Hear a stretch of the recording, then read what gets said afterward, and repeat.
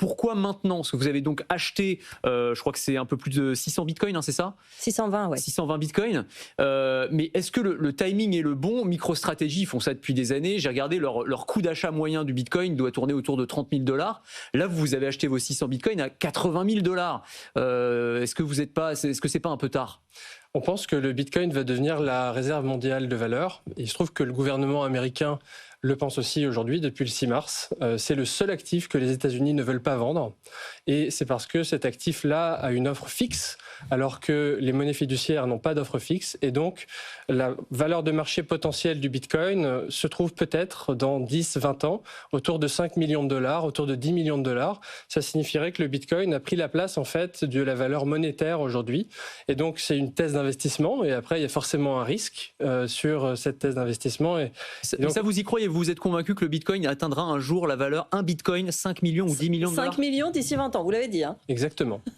Donc c'est un potentiel, bien sûr, rien n'est certain. En revanche, si le bitcoin reste décentralisé et sécure, ce qui lui permet d'avoir une offre fixe, alors les gouvernements vont de toute façon continuer à créer de la masse monétaire.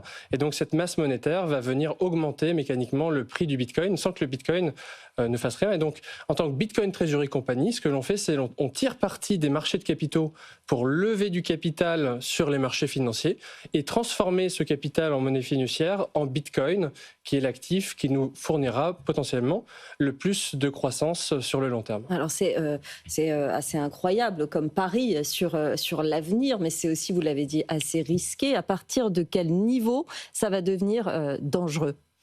Ça pourrait devenir dangereux, le niveau du Bitcoin pour votre entreprise. Le risque qui est pris pour les investisseurs aujourd'hui, c'est l'effondrement prolongé du prix du Bitcoin. Et cet effondrement prolongé du prix du Bitcoin pourrait intervenir notamment si le Bitcoin n'était plus décentralisé ou plus sécurisé. Et donc, à ce jour, tous les analystes financiers et les plus grandes institutions financières du monde sont en train de se préparer pour fournir l'accès aux clientèles retail et institutionnelles. Oui. Et s'ils le font, c'est parce qu'ils ont aussi fait leur propre analyse et qu'ils déterminent que le Bitcoin est un actif qui est là pour rester. Et c'est aussi pour ça que le gouvernement américain a décidé d'établir une réserve stratégique de potentiellement 1 million de Bitcoin.